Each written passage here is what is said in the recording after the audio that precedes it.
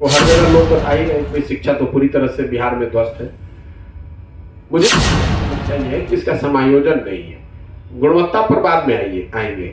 जहां बिल्डिंग है वहां टीचर नहीं है समुचित संख्या में, जहां समुचित संख्या में टीचर है वहां पर बिल्डिंग नहीं है, जहां दोनों है वहां बच्चे नहीं है।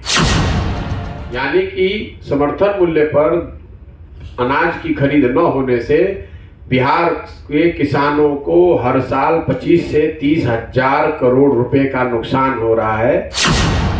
जब भी बिहार की चर्चा हो तो ये मान लें कि भाई कह दें कि भाई बिहार तो इतना गरीब और इतना पिछड़ा राज्य, इतना जातिवाद में फंसा है, इतनी परेशानी है, जो बेच रहे हैं वो किस भाव में बेच रहे हैं। तो पश्चिम चंपारण में लोग 1100 से 1350 1400 तक धान बेचते नजर आए। पूर्वी चंपारण में ये फिगर 1300 से 1500 साढ़े 1500 है। लेकिन ऑन एन एवरेज लोग 1100 से 1500 के बीच में लोगों ने अपना धान बेचा है। समर्थन मूल्य है 2060। तो 2060 के मुकाबले करीब करीब 30% डिस्काउंट पे आप अपना धान बेच रहे हैं। तो लागत मूल्य आपकी बढ़ी हुई है 2 गुना 3 गुना, और जो चीज आप प्रोड्यूस कर रहे हैं उसको आप 30% डिस्काउंट पर बेच रहे हैं। अब इस पर मैं आपको एक और आंकड़ा दे रहा हूं कि क्यों बिहार की हालत इतनी दयनीय है। जब मैंने 10 साल के आंकड़े निकलवाए तो पिछले 10 साल में बिहार सरकार ने गेहूं 1% गेहूं बिहार में खरीद की गई है एमएसपी पर, और धान पिछले 10 साल में टोटल ये पैक्स का इंक्लूडेड है 13% धान खरीदा गया है एमएसपी पर। जब इस चीज को हम लोगों ने फिर से अध्ययन कराया तो पता चला कि अगर किसानों के फसल, और ये मैं सब्जियों की बात नहीं कर रहा हूं क्योंकि समर्थन मूल्य तो सिर्फ फूड ग्रेन के लिए है, सिर्फ जो किसान यहाँ पैदा कर रहा है धान गेहूं मक्का बाजरा जो भी दलहन पैदा कर रहा है, अगर सरकार ने उसको समर्थन मूल्य पे खरीद लिया होता करीब करीब 70%, जो कि नेशनल एवरेज बढ़िया पंजाब वगैरह में 70% खरीद हो रही है 80%, तो बिहार के किसानों को हर साल, इस बात को ध्यान रखिए, बिहार के किसानों को हर साल 25 से 30 हजार करोड़ रुपया अलग से मिलने लगता। यानी कि समर्थन मूल्य पर अनाज की खरीद न होने से बिहार के किसानों को हर साल 25 से 30 हजार करोड़ रुपए का नुकसान हो रहा है। और ये पैसा बिहार सरकार को नहीं देना है, ये पैसा केंद्र से मिलना है। आपको यहाँ मंडी लगाकर केंद्र के साथ मिलकर धान की खरीद करनी है, गेहूं की खरीद करनी है, आप कर ही नहीं रहे।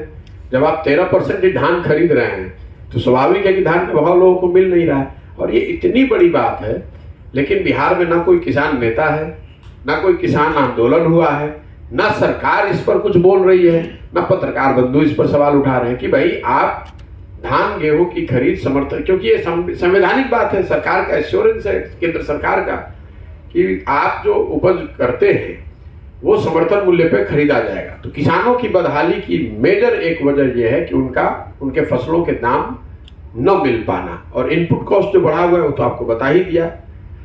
सिंचाई के बाद जब भी बिहार की चर्चा हो तो ये मान लें कि भाई कह दें कि भाई बिहार तो इतना गरीब और इतना पिछड़ा राज्य, इतना जातिवाद में फंसा है, इतनी परेशानी है कि इसको नहीं सुधारा जा सकता है। तो जिस राज्य को ज्यादातर राजनीतिक दल और नेताओं ने न सुधर सकने वाला राज्य मानकर एक तरीके से इसके हाल पर छोड़ दिया है, मैं ऐसा समझता हूं कि अब बिहार के लोगों की ये जिम्मेवारी है कि आप खड़े हों और आप मिलकर प्रयास करें। इसीलिए पदयात्रा कर रहे हैं ताकि लोगों को, समाज को जगाया जाए, समाज को ये बताया जाए कि आप में वो काबिलियत है, बिहार का समाज मरा नहीं है, बिहार के समाज में अच्छे लोगों की कमी नहीं है।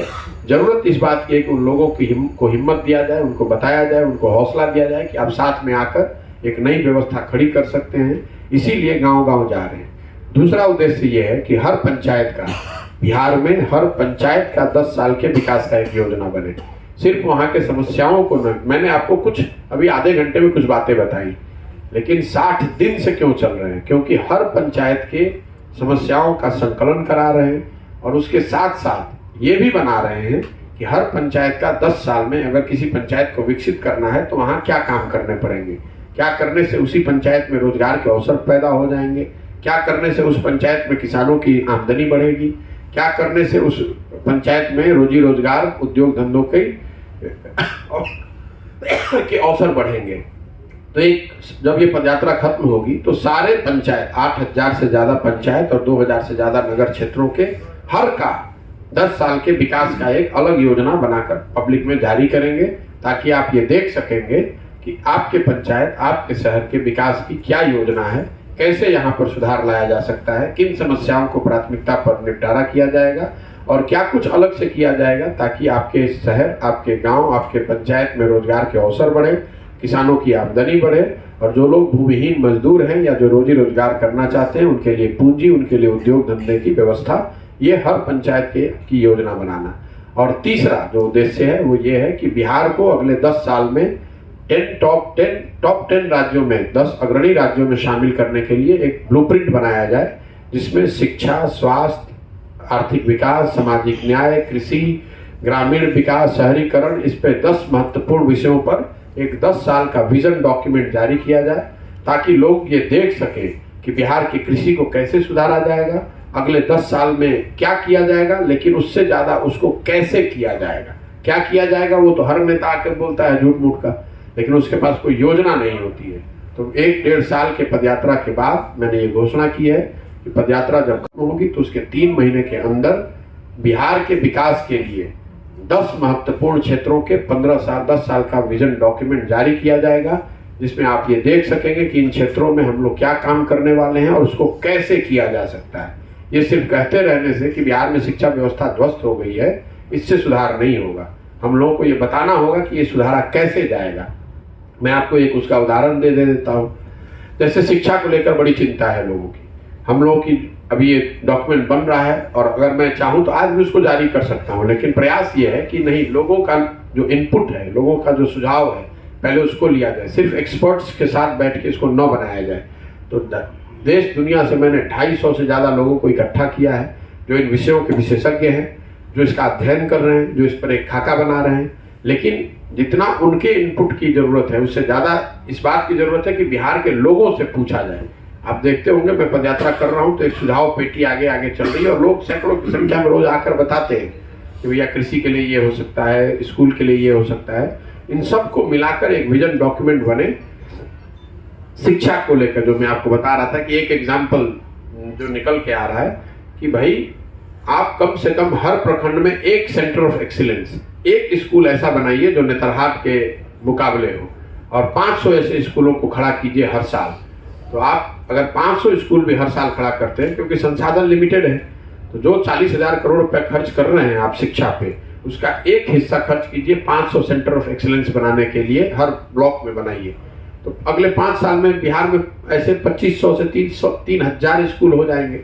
तो आपको ये जानकारी होगी कि ठीक है 10 किलोमीटर दूर एक स्कूल है जिसमें बहुत अच्छी पढ़ाई होती है, विश्व स्तरीय पढ़ाई हो रही है। तो आप अपने बच्चे को 10 किलोमीटर ले जाकर उस स्कूल में पढ़ाना चाहेंगे जिसमें विश्व स्तरीय पढ़ाई हो रही है, या आपके घर के बगल में स्कूल है जिसमें खाली खिचड़ी बट रहा है। मुझे लगता है ये जो अप्रोच हम लोग सुधार रहे हैं कि स्टैगर्ड, क्योंकि शिक्षा व्यवस्था इतनी बेहाल हो गई है कि इसको किसी तरीके से बैंडेज लगाकर नहीं सुधारा जा सकता है। बिहार में 10 लाख शिक्षकों की जरूरत है। अगर आप पूरे शिक्षा व्यवस्था को सुधारना चाहते हैं तो 10 लाख काबिल शिक्षकों की जरूरत है। बहुत बड़े पैमाने पर करीब करीब हम लोग का अनुमान है 2.5 से 3 लाख करोड़ रुपया फिजिकल इंफ्रास्ट्रक्चर बनाने में लगेगा। तो इसको बनाने के लिए 10 साल की योजना बनेगी, ताकि आप देखेंगे कि हर साल 25,000 30,000 करोड़ रुपया एक नई इंफ्रास्ट्रक्चर, नए तरह के स्कूल, नए तरह के शिक्षक जो विश्व स्तरीय हो उसको बनाया जाए। और जो पूरा बजट शिक्षा का है, अगर 50,000 करोड़ शिक्षा का बजट है तो 15,000 20,000 करोड़ एक नए श्रेणी के स्कूल बनाने में लगाए। वो हर जगह लोग बता ही रहे कि शिक्षा तो पूरी तरह से बिहार में ध्वस्त है। मुझे जो बात देखने को मिली, जो सबसे बड़ी समस्या है शिक्षा में, वो समतामूलक शिक्षा की व्यवस्था बनाने के चक्कर में, मतलब हर गांव में, हर पंचायत में स्कूल खोल दिया जाए, संख्या बढ़ा दी जाए, ज्यादा लोगों को इनरोल करके दिखा दिया जाए कि सारे लोग शिक्षित हो गए। उस चक्कर में बिहार सरकार ने शिक्षा का बेड़ा गर्क कर दिया है। तो जो फिजिकल इंफ्रास्ट्रक्चर है, बिल्डिंग है, टीचर हैं और विद्यार्थी, ये 3 पहलू है शिक्षा के। ये तीनों चीज का समायोजन नहीं है। सबसे बड़ी समस्या ये है कि इसका समायोजन नहीं है। गुणवत्ता पर बाद में आएंगे। जहां बिल्डिंग है वहां टीचर नहीं है समुचित संख्या में, जहां समुचित संख्या में टीचर है वहां पर बिल्डिंग नहीं है, जहां दोनों है वहां बच्चे नहीं है। और विद्यालयों की स्थिति यही है जो आप लोग सब लोग जानते हैं। मोटे तौर पर लोग उसको खिचड़ी बांटने का सेंटर या फिर पोशाक और कुछ अदर बेनिफिट जो सरकार दे रही है उसका उन बेनिफिट्स को कलेक्ट करने का सेंटर मानते हैं। एक जो शैक्षणिक माहौल होता है, एक जो परिवेश होता है कि भाई ये विद्यालय है, यहाँ पढ़ाई होती है, वो कहीं ना कहीं खत्म हो गया है। और यहाँ पर भी जैसे किसानों और मजदूरों की मैंने बात बताई, जो पढ़ाने वाले लोग हैं वो अलग परेशान हैं, और पूरा समाज जो है वो शिक्षकों को कह रहा है कि भाई शिक्षकों को इतना पैसा मिल रहा है फिर भी हमारे बच्चों की पढ़ाई नहीं हो रही है। आप शिक्षकों से जाकर बात कीजिए तो सबसे ज्यादा आंदोलनरत वही है कि भैया हम इतना पैसा, हमको 30,000 रुपये मिल रहा है या 35 मिल रहा है, हमको ये बेनिफिट नहीं है, वो बेनिफिट नहीं है। तो कहीं ना कहीं पूरी शिक्षा व्यवस्था का ध्वस्त हो जाना इस सरकार का, कम से कम नीतीश जी की सरकार का, मैं सबसे बड़ा फेलियर मानता हूं। इसलिए कि देखिए, अगर सड़क नहीं बनी है, कल एक अच्छी सरकार आएगी तो शायद सड़क बन जाएगी, लेकिन जब शिक्षा व्यवस्था 15-20 साल, 25 साल, 30 साल खराब हो जाए, ध्वस्त हो जाए, तो 2-3 पीढ़ियां बिहार की बिल्कुल बर्बाद हो गई। जो व्यक्ति, जो बच्चा स्कूल से पढ़ के निकल गया, कॉलेज से पढ़ के निकल गया और उसने पढ़ाई नहीं की, सिर्फ डिग्री ली, अब वो जीवन भर शिक्षित व्यक्तियों के मुकाबले पीछे ही रहेगा। ज्यादातर लोगों की जिंदगी मजदूरी करते हुए ही बीतेगी, अब उसको सुधारा नहीं जा सकता है। इसलिए एक पढ़े लिखे व्यक्ति होने के बावजूद नीतीश कुमार के शासनकाल में शिक्षा व्यवस्था का ध्वस्त होना, ये बिहार के लोगों के लिए, बिहार के समाज के लिए बहुत चिंता की वजह होनी चाहिए, क्योंकि ये गरीब राज्य है बिहार। जैसा मैंने आपको बताया, 60% लोगों के पास तो जमीन है ही नहीं, पूंजी और व्यापार यहाँ है नहीं। तो शिक्षा ही एक जरिया था जिसके जरिए आप गरीबी से निकल सकते थे। जब वो व्यवस्था खत्म हो गई